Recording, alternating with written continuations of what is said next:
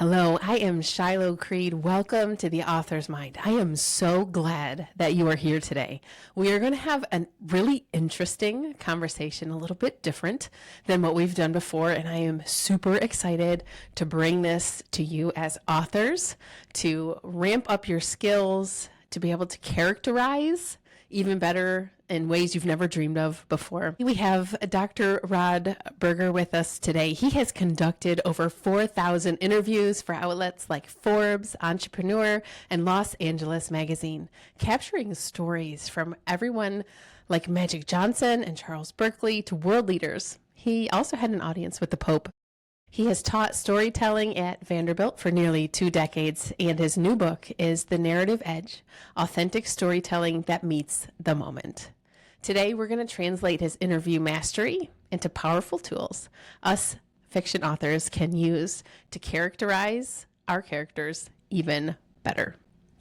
Rod, thank you for being here with us today. Tell us a little bit about yourself and, what you've got going on in the coming year.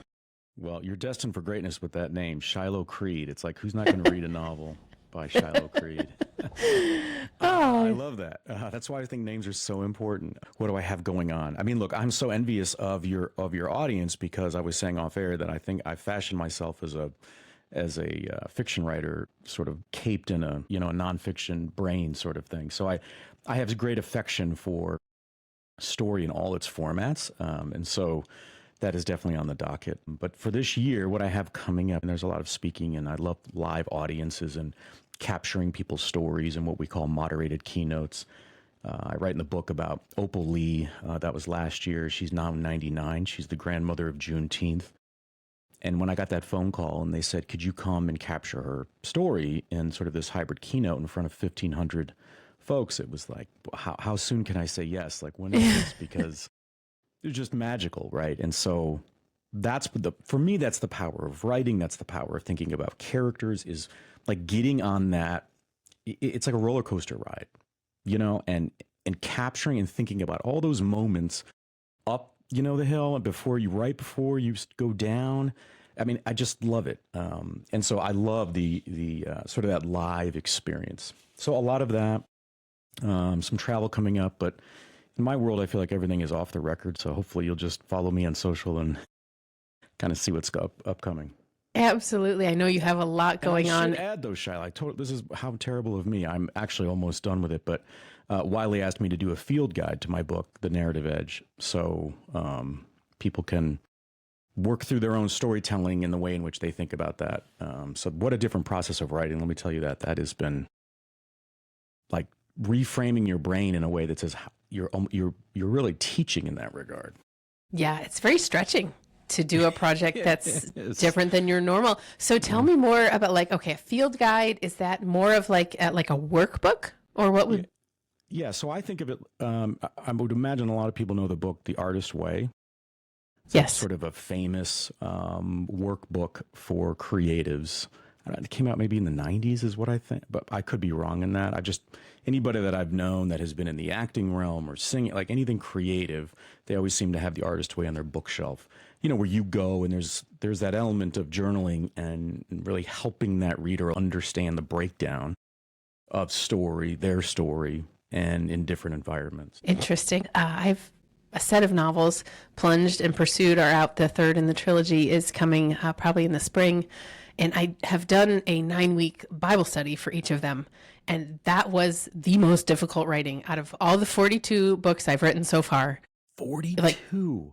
Yeah, 42 novels. And then those 2 nonfictions, which I could get up in front of a live audience and teach that, no problem. It would be like, I don't even need notes. Just let me go. But putting it into a book was like, why is this so difficult? Granted, right? Yeah. I mean, we all do that. I mean it in a way that, it reminds me of that scene. I write a lot about the power and impact of movies and just the visual arts on my storytelling. And there's I think it's a fantastic scene in Good Will Hunting when Matt Damon is sitting across from Minnie Driver in Harvard Square. And there's this calm breeze, everything sort of is giving permission to be able to share in the environment. And she wants to know how his brain works.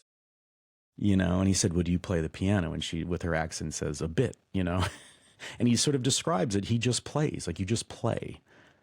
right? You don't think Right. about it. But in doing something like that, like this 9-week course or a field guide, I'll say it, but it's the things that I just run through in my brain as I don't even think about. Yes. And it's when someone recognizes that and says, you know, like that's not, we don't all think in that way, which is, I think, the power and the beauty of writers, that when a writer finds their voice, fiction or nonfiction, that's when you get a following, right? Because they say, when's the next Shiloh Creed book coming out? She got 42 books written in that time. That's incredible, by the way. That is absolutely unbelievable. Oh, thank you. It has been a really fun journey. I've loved every minute of it. And can I ask you a question? yeah, of course. I would love to understand your relationship to your own confidence as a writer, because I would think that it would ebb and flow, that the more you write, I think the general public would think, well, she really understands where she's going in her writing. But I would imagine that there are also times where you might feel like you're on shaky ground, because whether it's an expectation or someone randomly sent you a note about the power of your last book, you know, because you're human. I'd be curious as to how you understand confidence in your writing and how that has kept you honest in your writing. So this will probably not be an answer that you expected. Okay. But I wrote my first book when I was 20 and was super pumped, excited, got it out. Self-published was when self-publishing was not easy. Yeah. And it did nothing because you're invisible in the world of books. And I said, well, that was fun. And I put it down. And the Lord kept bringing that back to me. He was like, writing is actually what I made you for. And once that clicked inside of me, that was a calling that I was supposed to do, it was 100% on from there. I will say, yeah, totally game on. And I will say that the last 6 or 7 books that I've written were contracted, were like, I have to write this. I have to write it within a certain amount of time. And that has drawn my energy down, I think, a lot. So I have actually been working on kind of recovering, like for this book that I'm working on now, I find myself coming at it from this work mentality. And it's like, I don't want that in my writing. I want it to be something that I can't wait to do.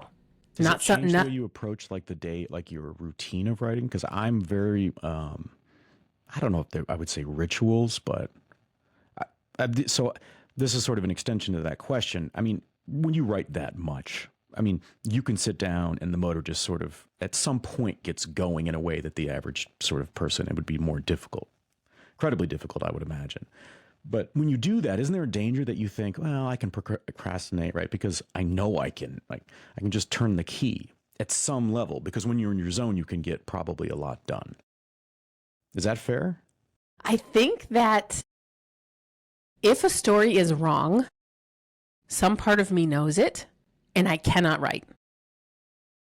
And that is really the only hitch that I usually run into, is like, if the words are just not coming, it's because something's wrong and I have to figure that out. And when I figure it out, off ramp off the freeway, you're like, wait a minute.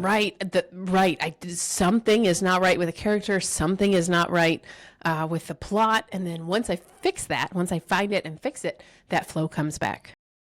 So that's probably not really a satisfactory answer. No, I but think it's actually really good, because to me that says, listen to your gut. I mean, one of the things when I'm asked about sort of what was my process in writing this book, and one of the biggest challenges was like, how do you distill down all of these experiences that I've just been silly lucky to be able to be a part of? That was very stressful, but I almost had I understand that feeling. I almost had to give myself permission, Shiloh, to like allow all these stories, right? The fantastical ones, the ones that no one would pay attention to, like just let them sort of sit in the front of my mind, like give them a seat. Doesn't mean they're going to get up and speak or ask a question or say, hey, look at me. But I ended up finding connections that I had not originally thought I was going to put, let's say, in a chapter. But because I was in the flow of writing and thinking very deeply about the impact that every word was having on who would be reading that story, it then allowed me to say, well, wait a minute. Because one thing I love that I think that does map to fiction writing in this regard is that I think it's super powerful to be able to take somebody a bit on a journey through it, even just a chapter, whether it's a book or a chapter, where they end up, they're in one location and then they find themselves in another. And then they wake up and they found that they met, and all these sort of pivots and left turns and right turns and stop signs. And by the time you're done, they say, my gosh, I just went to the Middle East. Then I made a stop off in Eastern Africa. And then I was in Toronto. And then I went to Los Angeles. And I learned all this stuff about these characters. Like, that to me is, I don't know why, but for me, that's one thing I love about fiction in general is there are no limits in that regard, right? There's, I think, a responsibility as the writer, hopefully to honor the reader, but probably the integrity of the story will suffer. But that's a fantastic responsibility. Sometimes in nonfiction, sometimes you're just reporting what you're seeing, kind of a thing, right? Right. There's a long sort of thought process there, but you got me thinking about it. No, it's beautiful to connect the dots between nonfiction and fiction. And I can't wait to see what fiction you produce, because it's going to be really deeply rooted in realities and truths that you know about from your huge background. And then you're going to distill that into a story that's exactly what you want to say. It doesn't have to be somebody else's story. It doesn't have to be what actually happened. It's going to be what you want to say. And that, I think, is going to be really cool. Really cool. Well, I'm nervous now because I'm talking with someone who's on their 43rd book. But you know what's funny when you think about that? No. Because don't you think it's like the general public? Oh my gosh, you're right. It's still like this mysterious thing that we can do is sit down and construct, put together letters that put together sentences and prose and paragraph, and they're like, what is the pressure then, to say, one, can I do something that people are going to like? Do I even care? Because does that impact my voice? Right? There's some of that battle that I think almost every writer probably goes through. Like, if it's important to us, is it going to be important to the audience? And do we care? Because I like to write freely. Do you in that way? Oh, yes, definitely. My first book, I wrote it for me because it was the book I always wanted to read and never could find. And so I just wrote a book for myself. And then I've watched through my journey. I began writing for the rom-com market. I wrote for the cozy mystery market. I wrote for middle grade chapter book, and those books had so many rules. First of all, the age, like they can't drive, they can't even get themselves to a new location. How as an author do I handle that? Those books are set in national parks, so you have all the national park rules. You're in the very wholesome category, which is where I want to be, but still, there's just like 1.5 million rules that you have to fit this exciting story into, and you're like, how on earth is this supposed to happen? Do you just write your story and then sort of give it a haircut based on the rules that you have to apply to it, or can you write knowing, here are the set of rules? It's like you got to have one arm tied behind your back, Shiloh. One arm tied behind my back, definitely, with those ones, because they're right. If you didn't hit it, then it's like pretty much tear the whole book down and do it again. And I was not interested in that. It's been interesting to have. I have 4 different pen names, so. Oh, look at you! You're like the Dos Equis woman. You're the most interesting woman in the world. This is. Oh, thank you. 4 that's awesome. Well, because readers don't really like different genres. Like, I expected people to be like, oh, I like this writer. Follow you. Right. I like her writing, so I like what she writes. And no, if I write really different genres like I do, then people get upset about that, apparently, which was a shock to me. You're saying I should have a different pen name for fiction writing? It's a conundrum. It's a really hard decision. My first initial and my middle name. My middle name is Chadwick, so I thought, what if it was Chadwick? Ooh, no, that would work, right? We'll work on a series, right? Shiloh Creed and Rod Chadwick. But there are a million decisions as an author, right? And I think those are the things. Yes. You said yes. Those are the things we don't expect that trip a lot of people up, and they'll be in a work in progress and then find themselves stalled due to the 10,000 questions they have to answer today in order to move the book forward. So that's part of the journey. It is unexpected, and you just have to keep moving. Like, don't get bogged down in the one question, well, I can't decide what to do with this. Make the best decision that you can right now and move forward, because movement, momentum is what makes things happen. It's really important to writing. It's so true. I completely agree with that. What is your experience with editors like? Oh my goodness. My work needs a lot of editors. It needs as many editors as I So you're can like, you're having a possibly. party. Come on down. Oh man, I was shocked. Let me think. It was under Elysian Hunt. It was book 3, The Lemon Gunman, which is like still one of my favorite books I've ever written. Great title. That's a fun series, completely just fun and happy. But it had 17 edits. 17, like full edits of the book. Full edit. And these are professional editors who I know are good. And we are still finding like commas that are wrong. Wow. That's okay. So, yeah, grammar and I are not really best friends. Spelling and I are definitely not best friends. People still laugh at me about my spelling. And I'm just like, okay, I'm okay with that. You have to be okay with that. And that is why I have editors. And I do not put work out there that I don't edit. But don't let weaknesses like that hold you back, because there are so many. Easiest out, right? That's the easiest trap door, I think, is to go, yes. No, I don't want that feedback. I am neurotic about this, which is not a compliment to my work style. Even with an editor, anything I do, if I'm handing it to you, I want it to be copy ready. Yes. Like I just, in my brain, and it's really to protect myself from my own sort of, I guess, freak out, my writing freak out, because I'll know where I want to go with something. And so it's like if I prematurely send it to an editor and they don't get it, now I'm battling just trying to get them to get it. And so I'll work harder on the front end. This is just my process, so that when I send it to them, I'm hoping that there's, if it comes back to me and it's like, well, that, that's you. Like, I mean, that's the best compliment ever. Like, it's okay. And there may be we may have some stylistic, or challenges, because I definitely break some rules in my writing, and I don't care about that. I could not teach an English class because that's not how my brain works. I'm not going to talk about prepositions, and to me, it's flow. I think sequence and writing, it's visual too. It always surprises me, Shiloh. Like when I'm reading something, you can actually dress up the page, I think, visually, in the way in which you understand the layout of the lines, the way your paragraphs flow. I mean, you are literally taking them on a journey. Why should it look clunky? Like you are in some dark gray warehouse. Maybe that's the scene, but I don't think that should be the experience. And so I will, I love my indents and a series of them if I'm trying to walk you down as if it's a song, right? I think we're songwriters. Yes. We just put out different types of songs. Yes. You're putting out an album is what you're doing. And I take pride in that. So like, I want there to be a rhythm to it. I want someone to go, I don't know this guy, but I understand that rhythm.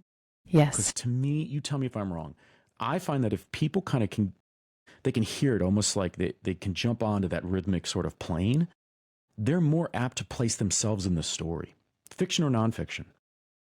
Like as a side character, someone who's there, like, and it's vivid to them, right? The Enchanted Forest is that much more vivid because they feel like they're on that ride. So there's a rhythm to it. Absolutely. I think I actually just covered this in the last interview that I did. We were talking about white space on the page and how powerful that layout is, and the blank space, and then even just the one word, and then more blank space. Man, that can knock somebody over. It's so powerful. Yeah, because they're wanting to know. Yes. What is happening? And visually, when you look at the page, your readers should be able to tell if this is an action scene or not. And maybe not with their conscious brain, but their subconscious will grab a hold of the amount of white space on the page and say, this is moving fast. It's like white water in a river. You can see it. You know it's moving fast. And your pages should be the same. And you need that ebb and flow. It has to be there. You cannot exhaust your reader with constant ups and downs, like action, but you should absolutely use heavier paragraphs and then much lighter paragraphs, I'm 100% there. I love your thoughts about music and writing. I am definitely an audiophile. When I am writing, I have to have my earbuds in. I What do you love, listen to?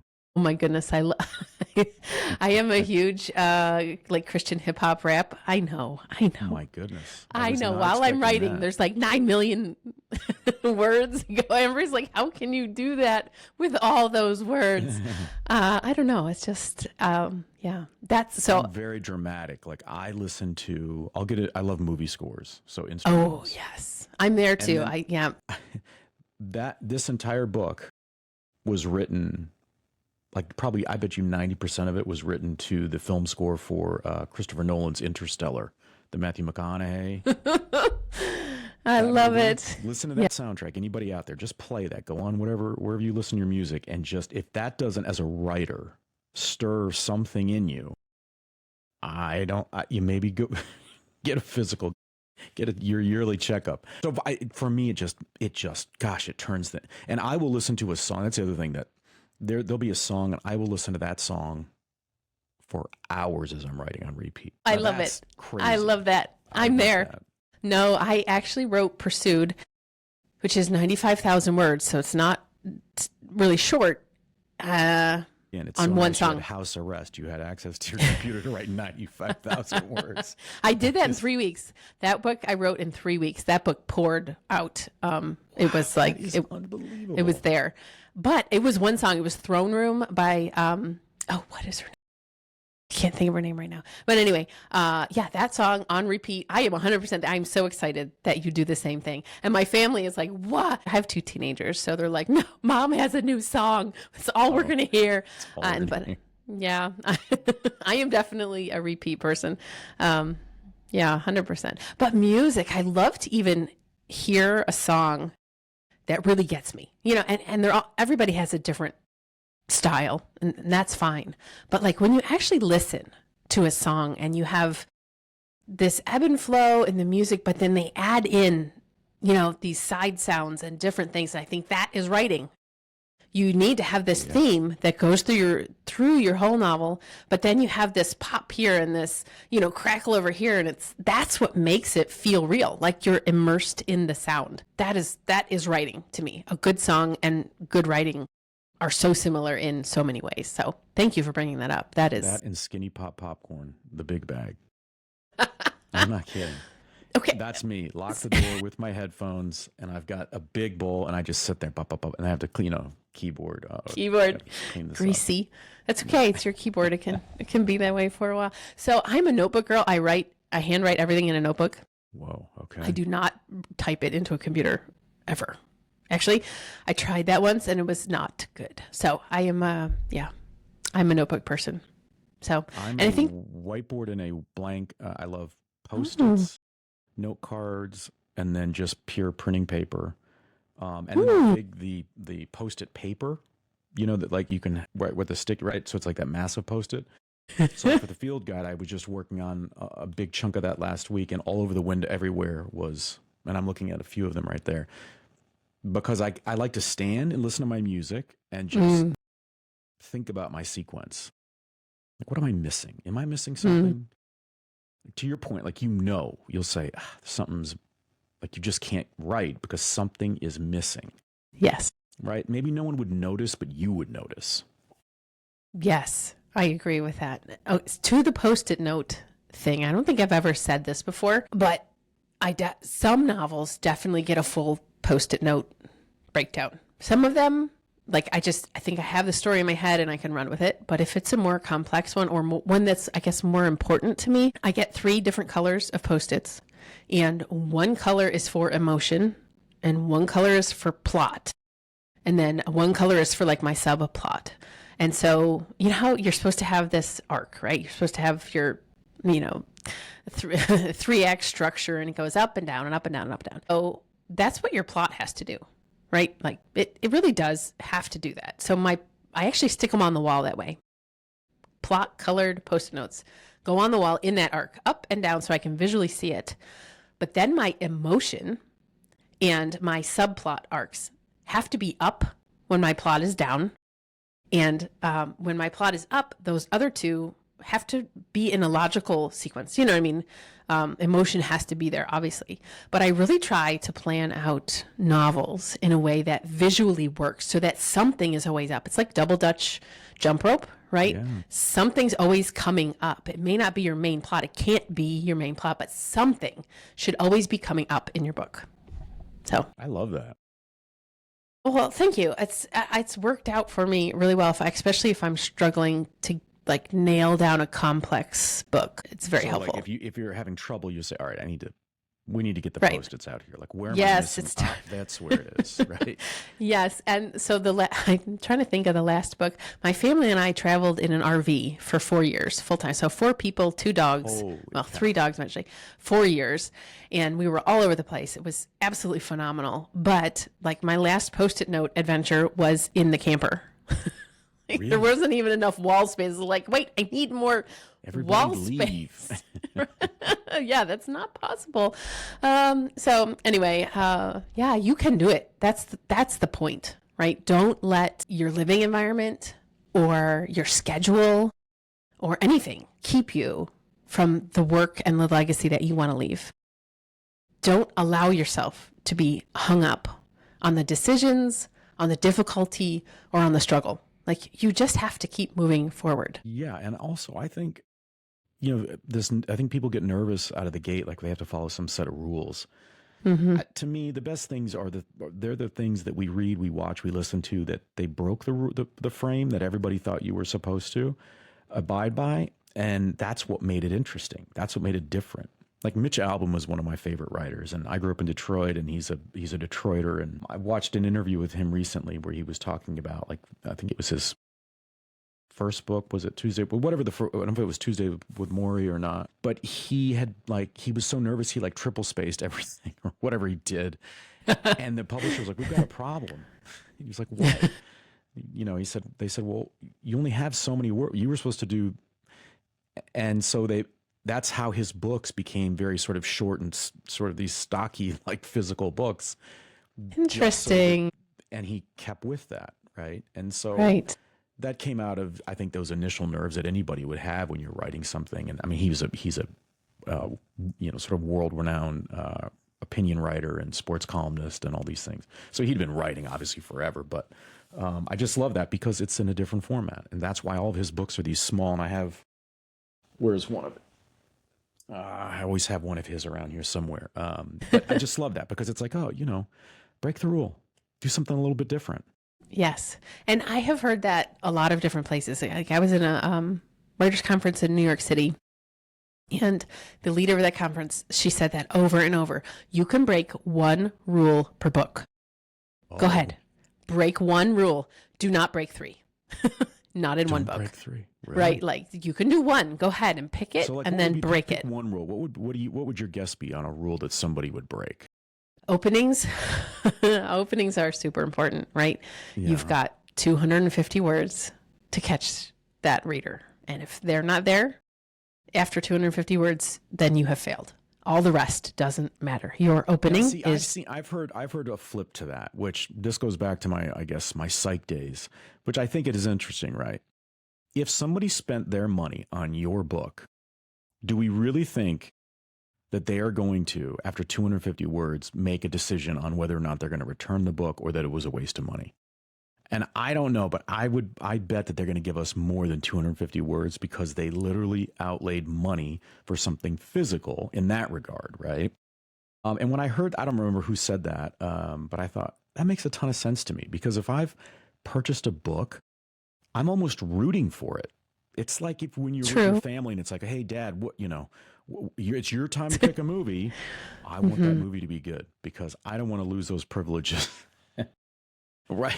I want to be in my spot. So when it circles back, I have my choice as opposed to, boy, that was a real clunker you picked last time. We're bypassing. Yeah, we don't want to do that. So I don't know, but I appreciate that would be a rule maybe you would break. Right. Well, so here's a caveat to that. Now we have Amazon.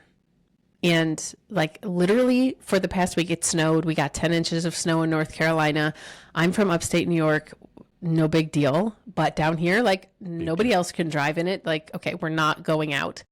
So I had a lot of time on my hands, and it was like, you know what I'm going to do? I'm going to go to Amazon, open up the bestsellers for books, and I'm going to, guess what? Read the sample. Let's spend this time learning. And the question these days is, do you make the sale if your opening isn't good? Because yeah, if they've already paid money for your book, great. I would hope that they would push forward.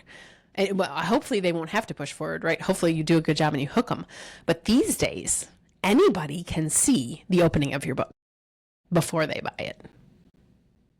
And you think so? You're giving humans a lot of credit. Ooh. I don't know if I give them as much credit, but I'm a part of that group. Just in that they would spend the time. See, for me, if you told me this book you've got to get, I won't. I'll just go and make that decision. Get it, right? Yes, but and maybe there I is should this. Be a little bit more discerning, and when I'm, check out the opening.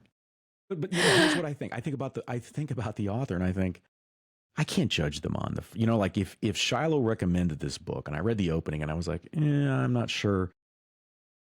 I don't know. Maybe I'm just too sentimental about sort of this sort of human connection of like, no, that could speak to me in some way, or there's a reason why you said, I'm going to give the benefit of the doubt to the author. If somebody recommended a book to me, I'm 100% where you are. If I am just out there looking, I'm a lot harder on what I'm. So that is something as I write more books, I find it more difficult to enjoy books. I cannot tell you how many books I have started and been like, oh. And so part of me wonders, like, am I just spoiled? Are you? I don't know. Am I getting snobby? Or is it really just that there's a lot of work out there because self-publishing has opened up, there's no vetting process. And so we as readers now have to vet everything, right? We have to be able to make those decisions to say, is this going to be a book that's going to hold my attention or not? It's the world of writing is changing so fast. Oh, it's unbelievable. And then I think I get that sort of snob for writing comes in when I see that, let's say someone famous has decided to write, and of course they're going to get their deal is going to be better than my publishing deal, right? And which is fine. But then if I read something, I'll go to the bookstore and just sit down and start to read it. And I think there's no way, if you weren't who you are, it's, just, I think, look, we're humans. Well, why would we maybe sort of shame on us that we would think it would be any different? But who's going to tell that, let's say, celebrity that they got to fix their manuscript, Because it's not going to be me, that's for sure. It's not going to be me. I've got, a family but it's, so that's when that drives me crazy when it's like, oh, the new fad. And there are a few out there that that'll be absolutely, they've crushed it on their marketing. But you take away that name and I look at the book and I think, I don't know, what am I getting from this book? I don't understand. Where's the voice? Maybe that's really the thing that hits me. Yes. I can't read it and go, there's a voice. It could have been 7 assistants wrote that thing, is what it feels like. And it probably was, really. Yeah. Yeah. Well, but I love what you're saying. I love the zoomed out view of readers and authors and how we have to work together in order to create something that not everybody, but a large group of people loves. And to go back to your comment about, well, if somebody recommended this book to me, and that's the place we all want to get to. That's the magical place, right? As an author, where people are recommending my book. People are telling others, you have to read this. Man, if you've gotten there, then you should be on cloud 9, right? And it's the getting there. That's the hard part. Which requires great characters. It requires emotions in your work. So I know you have done so much interviewing and you have just met so many real life characters. What would you say to a fiction author who is struggling to get their characters to pop with all of your amazing background? What would you say to them that would help them with that? Not to make it sound simplistic, but I think sometimes we forget, again, the simple answer is the best answer. And sometimes I don't care if you're thinking about a character that you are developing in your mind for your novel, or if it's someone that you've met, or it's some conglomeration of the two. Like, stop the elevator between two floors. Like, don't just go, well, this is character A, this was the sort of a downtrodden, a victim of this, and whatever the sort of hallmark things that would define, you would say on the surface, this is the character. Treat it a little bit, this sounds morbid, I don't mean it this way, but treat it like an audit or an autopsy. Like, understand that influence that person had, not against other main characters, but again, like, think about that character in environments that they wouldn't shine. You wouldn't know what they do. Like, do they talk to the guy at the produce section that's there every day? Like, what is that exchange like? Or to think through those kinds of, because to me, that's when you start to really understand the character, not when they are sort of playing the role, like, this is the protagonist, or this is the villain, or this is the hero. It's like, okay, but the great villains are the ones where you go, I don't want to admit to anybody, but I kind of am rooting for this guy or this lady, And it's because something in that writing about that character in an environment wasn't straight on. You know what I mean? It was like left or right of center. I don't mean politically. I just mean where you just look. I mean, go back to Dead Poet Society. It's standing up on the desk, Robin Williams telling Ethan Hawke. And to me, it does not matter to me if you're writing poetry, like whatever you're writing about, and there are characters involved, put them in different environments. And if you haven't done that, that to me is when characters become like flat, right? They may in name be the hero, or they're the savior of the situation, or they're right that, but you're like, yeah, but I don't connect with them because I haven't seen them in these environments. And to me, I like to write about characters where they might not go in a piece of writing, but I've thought about them in those environments. And it's planted a seed in my mind creatively about sort of the sensibility of them, right? So that if there's some big hook in the book, like all of a sudden, oh my gosh, there's like, there's an earthquake, or there was something that happened that was this, like, drop the page, I didn't see that coming. I want to have a good idea of how that character is going to respond potentially. Like, to me, that would be a lost opportunity if I just kept them on this sort of basic, simple character development path. I love to think about it that way. And I've always approached my interviews in that regard. And tell me how this translates. But like, when I'm interviewing somebody, it doesn't matter what the output is going to end up being. I'll say to them, or I'll say to their handlers or publicists or whoever, it's like, look, if I can find information about this person in a press release, like, I'll just use you as an example. You're going to interview Shiloh Creed, right? She's written 42 books, blah, blah, blah, all this stuff. I would say, well, that's great. I mean, that's amazing. And I'll touch on that accomplishment. I'm just going to tell you, though, that my interview is going to be different with Shiloh because anybody can look that up. I'm going to want to understand the mind of somebody that is probably on some days feeling maniacal about their writing because they produce so much that it's like you can't get yourself off of the ride. And there are days when you want to eagerly get into that vehicle of whatever type of vehicle, and start that 95,000 word book. Like, that's what I want to understand. I don't want to understand the stuff that I can see that is a data point, and you've had this many followers, and you wrote a book for each of your kids and they didn't, you know what I mean? Like, I want to know about you, the human, because that to me is a lot more interesting and compelling. And so I think of character development in that way. And a lot of the stuff that I've done and like any writer, I think, or creative, if people knew all the stuff I think that we've all worked on that no one knows about, then they would go, are you kidding? Well, I had no idea. Because we just don't wake up one day and say, well, here's a book, here's a keynote. Here's so that's my big thing, is ask interesting questions of those characters. Like, in essence, interview your characters. Like, I think that's fascinating to understand them, because I promise you will think about them in different ways. And the way they talk in your novel, like, all of it changes. The nonverbals, I wonder what's happening. I'm not hearing from so-and-so in this scene that I know it's a heavy scene, right? Yes. It's like, let's say it's a, I don't even know. There's some angst going on amongst these characters. Something's going on in the environment, but that character is silent. And I know can be so there. powerful. I'm reading going, no. Bill's there. Right. So I don't know if that translates to you, but I just think that sometimes we're a little bit maybe afraid or reticent, because the minute you go down a rabbit hole, you start to understand this massive persona and all these contexts. And that can be a little bit overwhelming, understandably. But I actually think it's a little bit like going back. I'm a kid of Star Wars era, right? It's like, just go with the Force, like trust it, literally trust the process in that regard. And know that if you know more about those characters and those relationships, I think when you're laying them into a story, that's when it becomes a lot easier because I know them so well. Mm-hmm.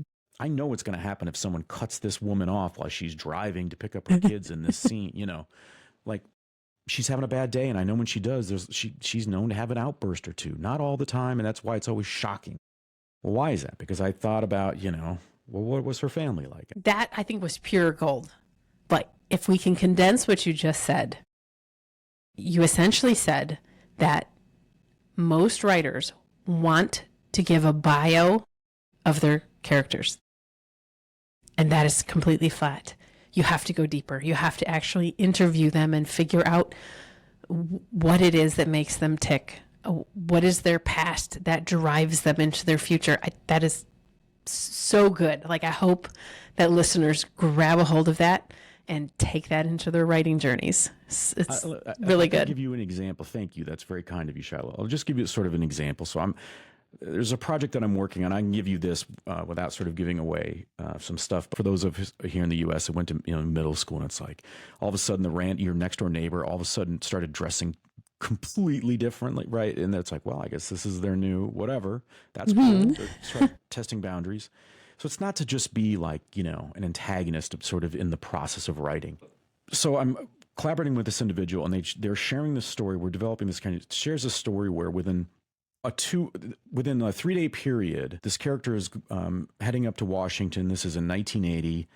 And Reagan, there was the attempted assassination, and Brady gets critically injured. And within these 3 days, this character literally gets to walk, and the blood is still on the pavement, all right? And then the next day is walking into the Supreme Court because the character's parent, there's this big case. And so developing that character, I was working with this individual saying, we need to understand what it's like. I want to understand the pavement. The pavement is a character right now. Don't do the lazy thing. It's not about the hallowed halls of being inside the Supreme Court. It's the pavement. The pavement is an inanimate object, but you literally are crossing over pavement of a human being in an experience and a story that went worldwide. And now those same feet are walking up these hallowed steps of the Supreme Court. That's the story, right? Mm-hmm. And you could see him. It was like, got it, right? Like, so yes, that's how my brain will think about it, because I think we move so fast these days, right? We're living with our kids in campers and driving around the U.S. For 4 years, but like we want to slow down, and the things that force us that remind us that we're human and that we have this amazing spectrum of emotion. Sometimes it's not fun to feel the different emotions, right? Because they're around tragedy or sadness or something that's defeated us, but we can celebrate and we can, right? Build community. Those moments are the ones that people want to dive into. That's the power. It's like now I find a lot of people are diving into fiction from people that I would never have guessed, that are very sort of their top of mind current events. They just want everything sort of statistics and news, but it's because they want to retreat. They want to go back to a time when they didn't have the stressors, feeling like they were coming from basically every angle of life. And so that to me is where, like, sure, you could write a scene where this individual is walking and he sees this, and you gather that there was something historic that was still there, and the remnants of it sadly are there. And then what do you picture in the Supreme Court? It's like, yeah, let's give the pavement a voice. Let's tell it through that. That's such a good angle. I love that view of finding the scene and then going deeper into it. I've done that with boots. Actually, in a book, boots, the boots became this important symbol. You know what I mean? Yeah. And symbolism is something that we really search for, I think, as human beings. And something else that comes to mind as you're speaking is relatability. And when you can get the reader to feel like, I know how that feels. I understand, what this character is going through. That's the reader that's going to stick with you no matter how many risks you do take in a book. Like if you have made them relate to your character and put themselves in that character's shoes, then you're golden. But it's things like what you're talking about, like giving the pavement a voice that makes it happen. Thinking about all of your interviews that you have done, you have absorbed so many people's life stories. Looking back on all of that, what do you think are the most pivotal moments in someone's past that drives them toward their future? Is there anything you can pick out and be like, it was childhood, it was marriage, or I'm sure it's different for everybody. So the first thing that came to my mind, I think about these pivot points with sort of these intersections in life where we're confronted with whatever we thought our reality was is not. Like in childhood, a child might have one day realize they go to a friend's or they see some interaction between a friend and that friend's parents or something like that. And it says something to them non-verbally that, okay, my family's not normal. Like we're not healthy as a family, or like what I've been feeling sort of maybe that I couldn't put words to is like mom and dad don't like each other, or right. So these moments where we're going along and something stops us and says, you know, there are different like paths or realities. It could be in a career, right? You could be sort of humming along in your career. You've done everything that you're supposed to have done. You've climbed the ladder. You've done everything. And you happen to meet someone, let's say, it could be at a conference, who introduces you to maybe it's in their hometown. Like, oh, my husband or wife, you know, they just came by to say hi. And they say one thing about, you know, what do you do? And there's something about the way they say it. And you go, I can't honestly say that about the work that I do. And I can't go back, right? I'm returning the car at the rental car at the airport, and I can't go back over those spikes. Right. And so for me, those can be pivotal moments. So they're different for everybody, but I think that everyone has a moment in time where they're confronted with, I can blindly continue to go down this path and ignore my own sort of truth, or I can choose to be somewhat courageous, depending upon sort of the degree of what we're talking about here, and start to ask questions of myself or be curious and open to the world around me. We see it happen all the time, right? If you said to me something like, you know, I really have seen a lot of red cars. I promise you, I'll be driving the next few days and my eye will spot red cars out of the slew of cars I'm seeing on the road. Yes. Right? I mean, there's this something in us that does that. It could be any number of ways. It could be when you're an adult and you're trying to be there for your kid, but you're just as wounded as the kid. And you're like, but I can't, where can I go? Where's my outlet? Right? The pressure that you might feel to live up to whatever that is, right? Or Shiloh has all the answers. She doesn't need to worry about a recession, or like what she writes books. You know what I mean? Well, okay, but she's human. Like so to me, I think those are interesting points in time for people to just find out. Okay, so let me again distill the amazing thing you just said right there. Break your character's reality. Show the reader what your character believes, then break it to the point where they can never return to normal again. Like that is essentially fiction. That is what makes an excellent fiction book right there. It makes me think of Jacob Carter in Plunged. It's really my heart book. Out of all the books I've written, like that is the reason that I write. And he's this Navy SEAL, strongest man in the world, smart, on top of everything. And then this military experiment throws him into the spiritual side of our world, where he discovers that he's weak. He's atrophied. He doesn't know how to fight there. He doesn't know how to survive there. So there's these like two parts of him that he didn't know existed. And he's only comfortable with the one, right? He's only comfortable with himself in the real world. And so like he says that in the book, he's like, I can never unknow this. It doesn't matter what happens now. Like I can't ever go back to what I was completely because of this. So, wow, absolutely incredible advice. Thank you. No, I love talking about breaking their reality. So you said, give them everything sort of about that character and then break the reality. How did you word that? Right. Well, I think you have to first create the reality. Your reader has to get whatever. Let's say your character has a lie that they believe, and pretty much every character has that lie that they believe. Let's take Jacob Carter in Plunged. He believes that he can usually accomplish whatever he set out to do. He's a SEAL. That's what he does. He doesn't matter if he dies doing it. He's going to accomplish the mission. That's his reality. So the reader has to understand that within the Paint first, that picture for them. right, you have to tell the reader, this is the lie that they believe. This is the lie my character believes. And then when you break it, the reader breaks too.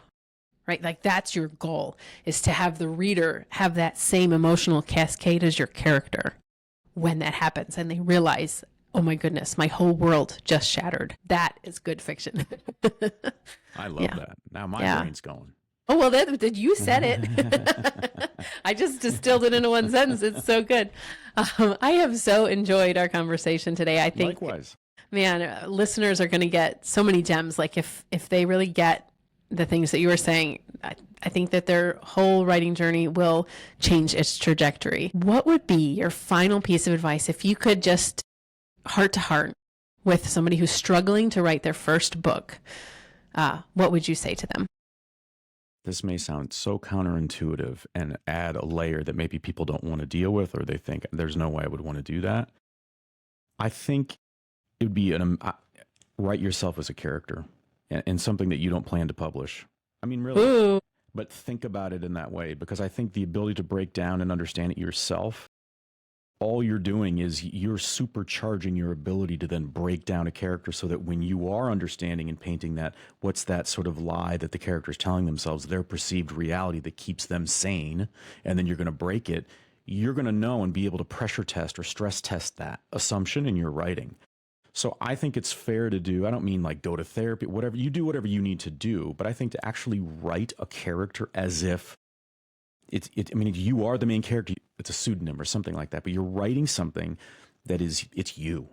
Mm-hmm. And experience yourself as a victim, as a hero, right? As a mouse in the corner that just struggles to find voice. Like, just understand that, because I think it will force you to ask better questions of the characters you're developing over time. And so, because if we just assume we go in like, no, I understand. None of us understand ourselves to the depth that we really want to, because we would be mad probably, right? I mean, there's just too much. It's too weighty in that regard. But yes. I think to have an understanding of those like flashpoints, it helps me, I think, ask and be with people in the present more, and it does help me in the writing that I'm doing from a fictional perspective. Man, that is really good advice, and it's a difficult thing as a fiction writer. And it should be. It is. It's difficult. And it's hard to put yourself out there. I guess I have always been maybe an overly confident person in some ways. You have to be, though. Yeah, absolutely. And that's not always a good thing. I'm not saying it's a good thing.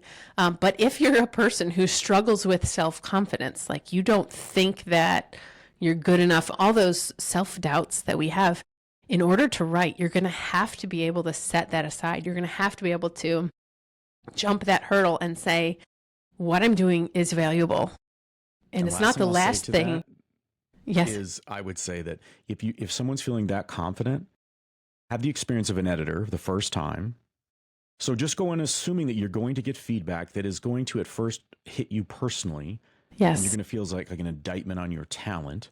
And so if you know that's already going to be coming at some level, then go ahead and do the work ahead of time so that you can take it, digest it, and apply it in a way that says, okay, you know what, you're right. Like I really like this character, but I've been afraid to like really get into this character because I don't want to tarnish what I've already sort of written about or the persona that I've created. It's like, maybe Sally has some skeletons in her closet. That's all right. It makes her human. Like, how do we find the right way to lay that out?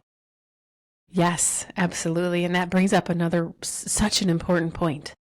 As an author, you have to have thick skin. It would be great if everybody loved your work. That would be utopia, right? But it doesn't exist. Not gonna happen. Not everybody is going to love your work. That's okay. You have to find your people. And as you go through that, you will find people who are not your people. And you have to be okay with that. So really developing that thick skin, developing the mindset of like, this is not my last work. Like, this is not the only thing I'm ever going to write. If you step into writing, like, I'm going to try this, I think you've already halfway failed, right? Like, you can't come in with a try. You have to come in with, I'm going to write this book, and then I'm going to write the next book. And then I'm going to write the next book, because that's where you grow. That's where you change. Rod, can you tell our listeners where they can find you, how they can connect with you, and let them know? Thank you. I'm just Dr. Rod Berger on all the socials, LinkedIn. So just DR and then ROD, BERGER. I'd love to send me notes. I love to engage with people on Instagram, any of those, platforms. But and then that's my website, just drrodberger.com. But love to connect with folks. I'm always, it's for my selfishly, it helps my understanding of the world, and I just love learning about people's stories. So please don't hesitate. It's been a real pleasure to be on your show, Shiloh. I'm an instant fan. No, thank you. And likewise, I appreciate you being here today. I think you have brought so much value to the table, just such a different perspective, so refreshing, and I really appreciate that. Listeners, please check the comments below. I will put links to everywhere that you can find Rod and connect with him. So please go and do that. Make sure that you listen to this episode 2 or 3 times. I feel like every time you listen to it, you're going to get another layer. I so enjoyed today's interview, Rod. You have a wonderful day. Listeners, I am so thankful that you're here today learning fiction with us. Have a great day.